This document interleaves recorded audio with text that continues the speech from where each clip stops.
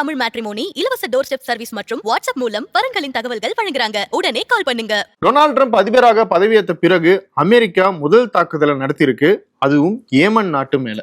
ஏமன்ல ஏன் தாக்குதல் நடத்துறாங்க? காசால பிரச்சனை இருக்கு, உக்ரைன் ரஷ்யால பிரச்சனை இருக்கு, மற்ற இடங்கள்லாம் பிரச்சனை இருக்கு. ஏமன்ல என்ன பிரச்சனை? அங்கேயே அமெரிக்கா போய் தாக்குறாங்க அப்படிங்கறத பத்தி தான் இந்த வீடியோல பார்க்க போறோம். இது டிகோட் பை வெங்கட்.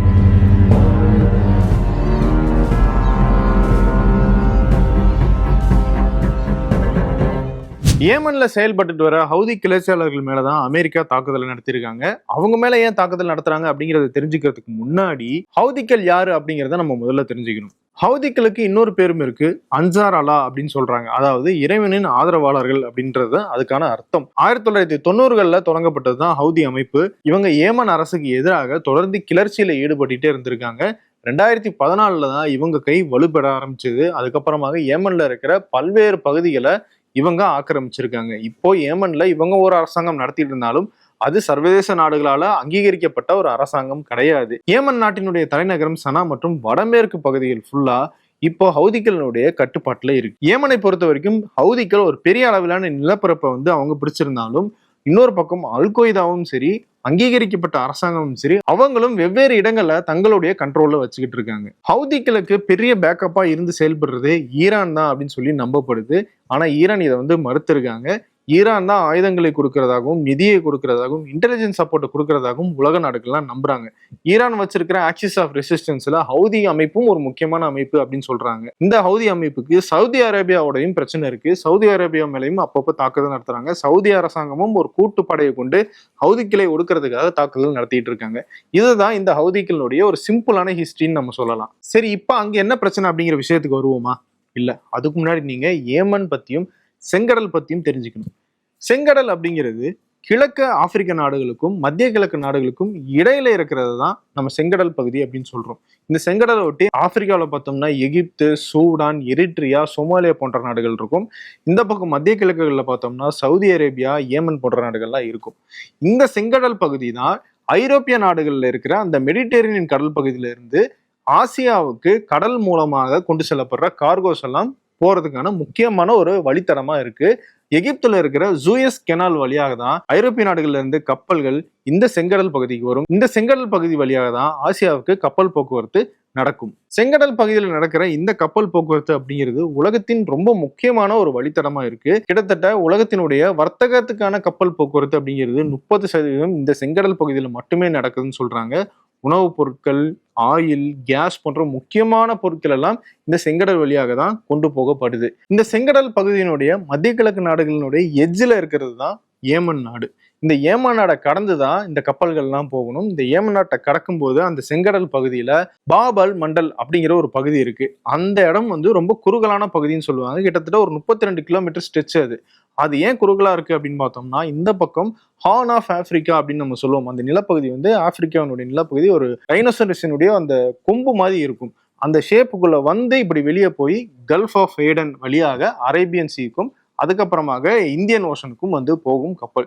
அந்த பாபல் மண்டல் பகுதிக்கு வரும்போது தான் ஏமன்ல இருக்கிற ஹவுதிகள் இந்த கப்பல்கள் மேல தாக்குதல் நடத்துறாங்க. இந்த சைட்ல இருந்து ஹவுதிகள் தாக்குதல் நடத்துறாங்கன்னா, ஹார்ன் ஆஃப் ஆப்பிரிக்காவில் இருக்கிற சோமாலியா நாட்டுல இருந்து கடல் கொள்ளையர்களும் இந்த கப்பல்கள் மேல அப்பப்போ தாக்குதல் நடத்துறாங்க. சரி, இப்ப ஹவுதிகள் தாக்குதல் நடத்துறாங்க, சோமாலியால கடல் கொள்ளையர்கள் தாக்குதல் நடத்துறாங்க அப்படின்னா வேற வழியே இல்லையா இந்த கப்பல்களை கொண்டு போறதுக்கு? இருக்கு. ஆனா அதுக்கு ஐரோப்பிய நாடுகள் அந்த மெடிட்டேரியன் கடல் பகுதியில இருந்து ஆப்பிரிக்காவை மேற்கு பக்கமாக முழுமையாக சுத்தி சதன் டிப்பு வழியாக தான் அப்படி மேல கொண்டு வர முடியும் கப்பல்களை. அது ரொம்ப தூரம் அப்படிங்கிறதுனால பெரிய அளவிலான செலவு இந்த கப்பல்களுக்கு ஏற்படும். அதனால இந்த செங்கடல் பகுதியில கொண்டு போறதுதான் ஒரு எஃபிஷியன்டான வழியாக இருக்கு. ஆனா இப்போ ஹவுதிகள் அந்த இடத்துல தாக்குதல் நடத்துறாங்க அப்படிங்கிறதுனால பல கப்பல்கள் ஆப்பிரிக்காவை சுத்தி காலதாமதமாக அதிக பொருட்செலவோட தான் அந்த கப்பல்களை கொண்டு போய்கிட்டு இருக்காங்க. சரி, இப்ப என்ன பிரச்சனை அப்படிங்கிற விஷயத்துக்கு வந்துருவோம். ஏமன்ல இருக்கிற ஹவுதி கிளர்ச்சியாளர்கள் செங்கடல் பகுதியாக வர கப்பல்கள் மேல தாக்குதல் நடத்துறாங்க. குறிப்பா அமெரிக்கா, இஸ்ரேல் மற்றும் அவங்களுடைய கூட்டு நாடுகளுடைய கப்பல்கள் மேல தாக்குதலை நடத்திக்கிட்டு இருக்காங்க. அதுக்கு பதிலடி கொடுக்குற வகையில தான் அமெரிக்காவும் இஸ்ரேலும் அவங்க மேல திரும்பி தாக்குதல் நடத்துறாங்க. சரி, ஏன் ஹவுதிகள் அந்த கப்பல்களை குறி வச்சு அடிக்கிறாங்க அப்படின்னு கேட்டா, காசாவுக்கு ஆதரவாக நாங்க இந்த தாக்குதல் நடத்துறோம்னு சொல்றாங்க ஹவுதிகள். இது இப்ப தொடங்கின தாக்குதல் கிடையாது. 2023 அக்டோபர் மாசம் எப்போ இஸ்ரேல் காசாவை அட்டாக் பண்ண ஆரம்பிச்சாங்களோ அப்போதுல இருந்து காசாக்கு ஆதரவாகவும் இஸ்ரேலுக்கு எதிராகவும் இந்த தாக்குதல் நடத்திட்டு தான் இருக்காங்க. தொடர்ந்து கப்பல் போக்குவரத்து அப்படிங்கிறது அந்த இடத்துல பாதிக்கப்பட்டுட்டு தான் இருந்துச்சு. ஆனா ஜனவரி 19ஆம் தேதியிலிருந்து ஒரு 42 நாட்களுக்கு அங்க போர் நிறுத்த ஒப்பந்தம் கையெழுத்தாச்சு இல்லையா? அந்த டயத்துல நாங்களும் தாக்குதலை நிறுத்திக்கிறோம்னு சொல்லி ஹவுதிஸும் இந்த கப்பல் மேல தாக்குதல் நடத்துறதை நிறுத்திட்டாங்க. ஆனா மார்ச் 2ஆம் தேதிக்கு பிறகு 2ஆம் கட்ட போர் நிறுத்த ஒப்பந்தத்துக்கு நாங்க வரமாட்டோம், முதல் கட்டத்தையே எக்ஸ்டெண்ட் பண்ணலாம் அப்படின்னு சொல்லி இஸ்ரேல் சொன்னாங்க இல்லையா? அதுக்கப்புறமாக தான் திரும்பவும் ஹவுதிகள் தங்களுடைய தாக்குதல் ஆரம்பிச்சாங்க. காரணம், இஸ்ரேல் காசாவில் இருக்கிற மக்களுக்கு கொடுக்கப்பட வேண்டிய உணவு, மருந்து உட்பட அடிப்படை வசதிகளை கூட கொடுக்க விடாம அந்த உதவிகளை எல்லாம் எல்லையிலேயே தடுத்து வச்சிருந்தாங்க.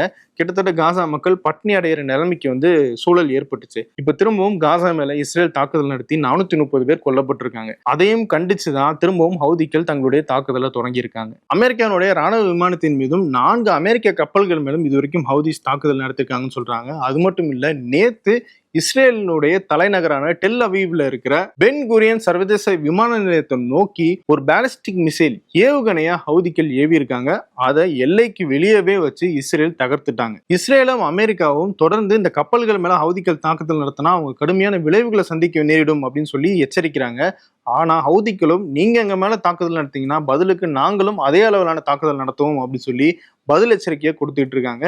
இப்போ ஏமன் மேல இஸ்ரேலும் அமெரிக்காவும் தாக்குதல் நடத்திக்கிட்டு இருக்கிறதுனால அங்கேயும் அப்பாவி மக்கள் பலரும் கொல்லப்பட்டுக்கிட்டு இருக்காங்க. இப்போ வரைக்கும் 50 பேர் கொல்லப்பட்டிருக்கிறதா தகவல் வந்துகிட்டு இருக்கு. இந்த இடத்துல டொனால்ட் ட்ரம்ப் ஈரானுக்கும் ஒரு எச்சரிக்கையை கொடுக்கிறாரு. நான் ஏற்கனவே சொன்ன மாதிரி ஹவுதிகளுக்கு பெரிய அளவிலான சப்போர்ட் ஈரான் கிட்ட இருந்து வருது அப்படிங்கிறது தான் உலக நாடுகள் நம்புறாங்க. அதனால ஈரான் ஹவுதிகளுக்கு சப்போர்ட் பண்றதை நிறுத்திக்கணும் அப்படின்னு சொல்லி ஒரு எச்சரிக்கையை கொடுத்திருக்காரு டொனால்ட் ட்ரம்ப். ஆனா ஈரான் அதெல்லாம் பெருசா கண்டுக்கிற மாதிரியே கிடையாது. நீங்க காசா மேலேயும் ஏமன் மேலேயும் நடத்திட்டு இருக்கிற இன அழிப்பை நிறுத்திட்டு இந்த மாதிரி எங்ககிட்ட பேசுங்க அப்படின்னு சொல்றாங்க ஈரான். டொனால்ட் ட்ரம்ப் ஈரானை எச்சரிக்கிறதுக்கு இன்னொரு காரணமும் இருக்கு. கடந்த வாரம் டொனால்ட் ட்ரம்ப் ஈரானுக்கு ஒரு கடிதம் எழுதியிருந்தாரு. அதுல ஈரானும் அமெரிக்காவும் திரும்பவும் அணு ஆயுத கட்டுப்பாடுகள் குறித்து அந்த ஒப்பந்தம் குறித்தும் பேசணும், அதுக்கு நீங்க முன் வரணும் அப்படின்னு சொல்லி டொனால்ட் ட்ரம்ப் அந்த கடிதத்துல எழுதியிருந்தாரு. ஆனா அதை படிச்சுட்டு ஈரானுடைய சுப்ரீம் லீடர் அயத்துல்லா கமினி என்ன சொன்னார்னா, இதை நாங்க கண்டிப்பா ஏற்க போறது கிடையாது. ஏற்கனவே இங்க மேல பல தடைகள் விதிச்சிருக்காங்க. இந்த பேச்சுவார்த்தையின் மூலமாக அந்த தடைகள்லாம் நீக்கப்படுமா அப்படின்னு பார்த்தா இல்ல. இதன் மூலமாக இன்னும் எங்க மேல தடைகளை விதிக்கிறதுக்காக ஏற்பாடு தான் இந்த கடிதத்துல சொல்லப்பட்டிருக்கு. அதனால இதை ஒருபோதும் ஈரான் ஏத்துக்காது அப்படின்னு சொல்லிட்டாரு. ஒரு பக்கம் ஈரான் அந்த கடிதத்தை நிராகரிச்சது, இன்னொரு பக்கம் ஹவுதிகளுக்கு சப்போர்ட் பண்றது. இது ரெண்டத்தையும் மனசுல வச்சுதான் டொனால்ட் ட்ரம்ப் அந்த எச்சரிக்கையை கொடுத்திருக்காரு. ஒட்டுமொத்தமா அமெரிக்கா மற்றும் இஸ்ரேலினுடைய செயல்பாடெல்லாம் நம்ம உற்று பார்த்தோம்னா அது எல்லாமே ஒரு வகையில ஈரானுக்கு எதிரானதாக போய் முடியுது. காரணம், ஈரானுக்கு மிடில் ஈஸ்ட்ல ஆக்சிஸ் ஆஃப் ரெசிஸ்டன்ஸ் அப்படின்ற ஒரு குழு இருக்கு. அதாவது காசால ஹமாஸ், லெபனான்ல ஹிஸ்புல்லா, ஏமன்ல ஹவுதிகள், இந்த மூன்றையும் தான் ஆக்சிஸ் ஆஃப் ரெசிஸ்டன்ஸ் அப்படின்னு சொல்றாங்க. இது ஈரானுடைய பேக்கப்ல இயங்கிட்டு இருக்கிற அமைப்புகள் இந்த நாடுகள் எல்லாம் இருக்கு. இந்த 3 அமைப்புகளுக்கும் ஈரான் தான் பெரிய அளவிலான ஆயுதங்களையும் நிதி உதவியும் பயிற்சிகளையும் கொடுத்துட்டு இருக்கிறதா தகவல் வருது. இந்த ஆக்சிஸ் ஆஃப் ரெசிஸ்டன்ஸை உடைக்கிறதுக்காக தான் அமெரிக்காவும் இஸ்ரேலும் செயல்பட்டுக்கிட்டு இருக்காங்க.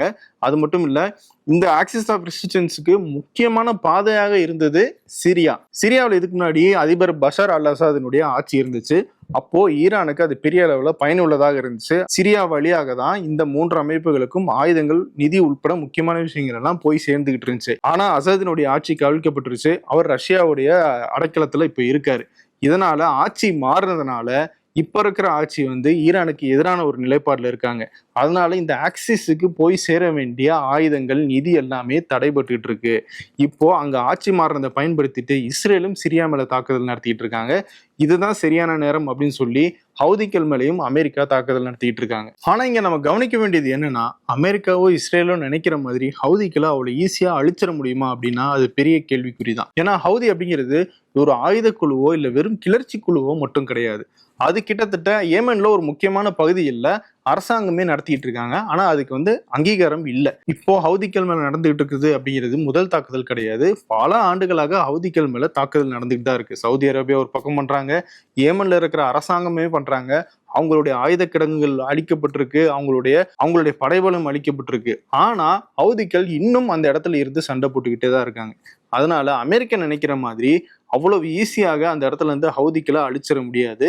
அப்படி ஹவுதிகளை அழிக்கணும்னு நினைச்சு இவங்க நடத்துற தாக்குதல்ல ஏமன்ல இருக்கிற அப்பாவி பொதுமக்கள் பலரும் உயிரிழக்க நேரிடும். எப்படி காசாவில் இன்னும் ஹமாஸ் மேல தாக்குதல் நடத்துறோம் அப்படின்னு சொல்லிட்டு அப்பாவி மக்களை கொண்டுட்டு இருக்காங்களோ அதே நிலைமை தான் ஏமன்லயும் ஏற்படும். இங்க பாதிக்கப்பட போறது அப்படிங்கிறது அப்பாவி பொதுமக்கள் தான் அப்படிங்கிறது மட்டும் நமக்கு நல்லா தெரியுது. இன்னொரு பக்கம் காசாவில் தன்னுடைய தாக்குதலை இஸ்ரேல் ரொம்ப தீவிரப்படுத்தியிருக்காங்க. 430 பேருக்கு மேல பலியாகி இருக்காங்க கடந்த 2-3 நாட்கள்லயே. அதுவும் குறி வச்சு விடியறதுக்கு கொஞ்ச நேரத்துக்கு முன்னாடி தான் இந்த தாக்குதல் நடத்துறாங்க. மக்கள் தூங்கிட்டு இருக்கும் போதே செத்து மடியிற நிலைமை தான் அங்க ஏற்பட்டுக்கிட்டு இருக்கு. காசாவிலையும் சரி ஏமான்லயும் சரி இன்னும் வேற எங்கேயாலும் தாக்குதல் நடத்திக்கிட்டு இருக்கோ அங்கேயும் சரி ஆயுதங்கள் மூலமாக எந்த விதமான தீர்வையும் நம்ம எட்ட முடியாதுன்றது மட்டும்தான் வரலாறு சொல்லிட்டு இருக்கிற தகவலா இருக்கு. அதனால அரசியல் தீர்வு நோக்கி இந்த நாடுகளும் இந்த அமைப்புகளும் முன் வரும்போது மட்டும்தான் அங்க இருக்கிற மக்களுக்கு ஒரு பாதுகாப்பை கொடுக்க முடியும் அப்படிங்கிறது மட்டும் நமக்கு நல்லா தெரியுது. இது போன்ற பல்வேறு வீடியோக்களை நம்ம தொடர்ந்து டீகோட் நிகழ்ச்சியில பார்த்துட்டு இருக்கோம். வேறொரு வீடியோவில் உங்களை மீண்டும் சந்திக்கிறேன். நன்றி, வணக்கம். மகன் அல்லது மகளுக்கு வரன் பாக்குறீங்களா? ரொம்ப பிரைவசியா வரன் அமைத்து தர இலவச டோர் ஸ்டெப் சர்வீஸ், வாட்ஸ்அப் வசதி என பல புதிய சேவைகளை வழங்க காத்திருக்கிறது உங்கள் தமிழ் மேட்ரிமோனி. இன்றே தொடர்பு கொள்ளுங்கள்.